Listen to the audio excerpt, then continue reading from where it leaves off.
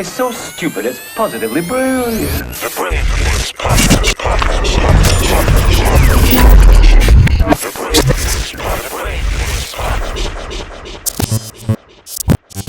Can I tell you something how lazy these journalists are?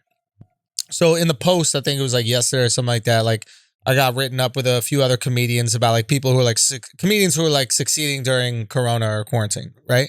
When the girl that wrote the story messaged me, she had no fucking clue about me at all. Like I was like, are you familiar with any of like the things I've been doing? Like the rant I do weekly or the podcast I do? Like, are you familiar with any shit? She was like, oh no, someone told me that like you were involved in like the call her daddy beef. I was like, so you were going to write an article about how I'm winning during Corona and have no fucking clue nor any research before you even have a conversation with me? And I called her out. I was like, yo, you're the reason why when Trump says fake news, people believe him. No, you're right. You're the fucking reason why your business is going down because there's no integrity in this shit. It's like, yo, you gotta do the research. Bro, we do this weekly rant, right? You know how fucking hard it is to find a topic that we really care about? One topic a week for 5 minutes. These people that do it every single day, you gotta make some shit up. You gotta make some shit up. You really do. Because I'm not gonna lie, I was disgusted by the Justin Bieber stuff only because, like, listen, if it's an actual woman, right? Somebody that you can verify that this person really exists. She has every right to tell her story. Yes. If you want to run with the story, cool. But an anonymous Twitter account? Nah, B. With no picture? Nah. Like, I don't even think it was a last name. And Justin had receipts too. Had receipts? Justin came with the receipts, bro. But I love that. I didn't like that either, but I understand why he did it. Nah, you gotta do it, bro. You gotta. I get it. Sometimes you got to nip it in the bud. Sometimes you don't. I'm not mad at it. I'm not mad at however you choose to handle it. Right? Yo. But he nipped it in the bud. I probably would have ignored it only because I'm like, I'm not responding to these anonymous Twitter trolls. It's like, yo, you can't give people that kind of power is what I'm saying. You're 100%. Because once you go down that rabbit hole, they're going to be doing all types of shit like that. Because all they care, it's like some people get off on seeing these fake stories that they created go viral. Mm-hmm. It's weird, bro. Mm-hmm. It's empowering to them, right? They're in their fucking grandparents' basement. They have no power in their own personal lives. They're like, wow, can I take down this big person? Can I take down this corporation? Can I get this guy fired? They get off on that shit. It's funny, man, how these stories like pop up and the things that you get canceled for. Because we were like mapping it out yesterday. Like the things that people are getting canceled for now are either racism or sexual misconduct, right? Those are the two categories, right? Mm-hmm. It seems to me, racism, if it's proved that it was a joke, you don't get canceled. You get kind of like paused, right? You just kind of like got to chill and then you can come back. Yeah. And you can look at all these people who have done blackface that like they apologize and then everything keeps on going or they get chastised on the internet for a couple of days. As long as it's a joke, they're forgiven and they come back. But any of that sexual misconduct shit, it's a wrap, bro. Yeah, I mean, because the sexual misconduct stuff is, it's a crime and it's a violent crime. Yeah. You know, and if you don't have no real receipts like DNA test or video to prove you wasn't there, like you got to have real receipts in order for people to look at you and be like, all right, he good. Yep. You know, but if you don't have no receipts and it's just he said, she said, 95% of the time, they probably going to side with the woman. And that's why I can't be mad at them for that. Nah, but that's why, like, there's two components. Like, one, that's why if somebody comes at you with some fake shit, right, in the sexual misconduct category, you got to fight for your life, bro. You got to fight for your life. You got to Get fight your lawyers. For your fucking life. Yes. You got to go down, swing, bro. Start hooking off on motherfuckers. By hooking off, I don't actually mean punching people, but like, yo, post the evidence, do everything you want because that's a stain that don't come out. So don't let that stain set. I think that website should be held liable. Who, Twitter? Yes. I think the social media sites, I think the websites that run this shit, you got to be held liable. Because if people are able to come on your platform and slander you in that way, with no evidence, no proof, and now your reputation is fucked up or you lose opportunities or whatever it is, yes, Justin Bieber should be able to sue the fuck out of Twitter. If Twitter didn't, man, I don't even know. I'm about to say if Twitter didn't handle it in a in a timely manner, but how do you fucking know? Well, Once here's this the shit thing. goes up and goes viral. Here's the thing about Twitter, right? Twitter's unique in terms of like all the other social media platforms. It's unique in the way that it makes things trend and like promotes trending things. And it's really easy to get something trending. You can get something trending with like 20 posts about it from different accounts. So now all of a sudden this shit is trending. And then once something is trending, people go, oh, that must be the story. So Twitter creates all these stories based on their algorithm, right? In a way that no other social media platform does. And it really creates the hysteria. So yeah, they should be kind of held accountable if you're making this bigger than it really fucking is. Yeah, I mean, somebody got to be held accountable because you can't never get to those goddamn trolls. Yeah. By the way, that is a new level of trolling. That's a new level of trolling. Like Yeah.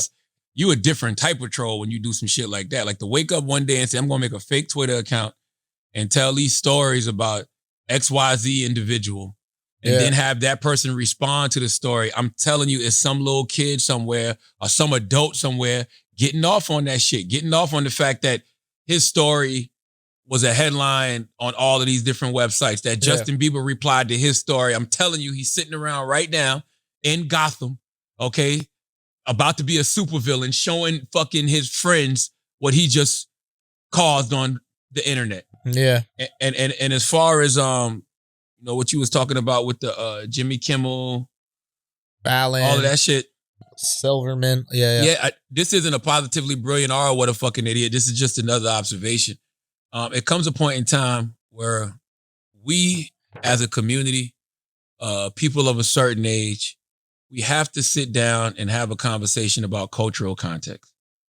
Because cultural context matters. The 80s, I'm only speaking for the eras that I was around for. The 80s, the 90s, the early 2000s was a wild time. It was a wild fucking time. I don't even know how to explain it to you if you weren't there. If I was born in the year 2000 and I was one of these young, progressive, woke, leaned all the way to the left liberals, and I watched some of this shit from the 80s, some of this shit from the 90s, some of this shit from the 2000s, whether it was TV, film, listening to music, I totally understand your outrage. I totally understand why you're upset. And I'm not even going to sit here and say things like, well, I was just a man of the time, or Jimmy Kimmel was just a man of the time. There was a time where it was all about how shocking you could be. It was all about pushing shit to the motherfucking limit. Mm-hmm. There was no line. Mm-hmm. Okay? That line y'all talk about crossing now, motherfuckers used to fucking Millie Rock over that shit. Crip walk all over that shit. Okay? Moonwalk all over that shit. Didn't give a fuck about no line. Yeah. And if you're going to be mad at Jimmy Kimmel, you got to be mad at the whole system. And the reason I say that is he was on a talk show, a popular talk show. That means he had a network that was okay with this shit. Yeah. It was standards and practices that was okay with this shit. Yeah. It was a group of writers that was okay with this shit. Yeah. It was a showrunner that was okay with this shit. They all collectively came together and said, hey, man, this is a good idea. So you gotta understand cultural context, bro. Yeah. Cultural context fucking matters. People were driving the speed limit that the highway allowed you to drive back then. Right. And when they changed the speed limit and it was time to slow down because it was the best thing for all of us, we all slowed the fuck down. And isn't it proof that people can change given the context of the time they live in? Like, that's why I don't understand why people want to cancel them for what they did 20 years ago. Like, Jimmy Fallon and Jimmy Kimmel have become like the neutered, unfunny, woke people that the extreme left wants them to be, right? Like, back in the day, Kimmel used to be funny. Like, he had the Man Show on Comedy Central. He would like take risks, etc. And he wasn't like wagging his finger at people for bad behavior, but he's changed into the cuck that the left wants him to be. I think when you're a Jimmy Kimmel, or anybody, I use me as an example. I'm not preaching at nobody. Right. Right? But I know what I was. I know what the fuck I was. Okay? I'm not delusional about it. Right. So I'm not coming from a judgy point of view where I'm like, Jimmy Kimmel is wrong for wearing blackface and he needs to be canceled. No. Jimmy Kimmel needs to be viewed at through the lens of cultural context. Mm. And what was his intention, even with Howard Stern. I'm a diehard Howard Stern fan. I'm a radio guy. You know what I'm saying? Somebody said to me yesterday, yo, what Howard Stern did was racist. I'm like, bro, Howard Stern was a shock jock. Everybody got it with Howard Stern. Right. Anybody could get it. Black people, Jewish people, Asian people, gay people, like whatever limit there was to push when it came to racist shit, sexist shit, misogynistic shit, Howard Stern would give you that. So he was a shock jock. He wasn't targeting one group. You know what I'm saying? And saying, this is the group I'm going to go after. This is what I'm going to... No, that wasn't his shtick at all. His shtick was shock. Right. If it could shock you, that's what he was going for. Right. Cultural context matters, man. It really does. But you going to cancel... You want to cancel Snoop Dogg? Because Snoop Dogg's old music? Because Snoop Dogg had a murder case back in the day?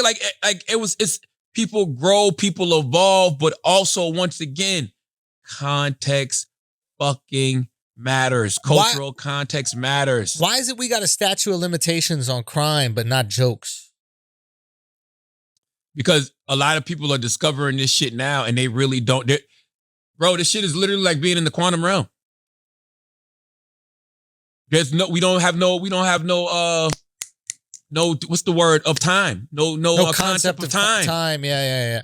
We don't have no concept of time on the internet. On the internet, if you see Jimmy Kimmel in blackface, you don't get, I don't give a fuck if it's 20 years ago. This is Jimmy Kimmel in blackface. Right. If you see Howard Stern, saying the N-word, there's no cultural context. This is Howard Stern saying the N-word. It doesn't matter that he said this shit 25, 30 years ago. It doesn't matter what the joke was. It's like, this is wrong. And by the way, it probably was wrong then.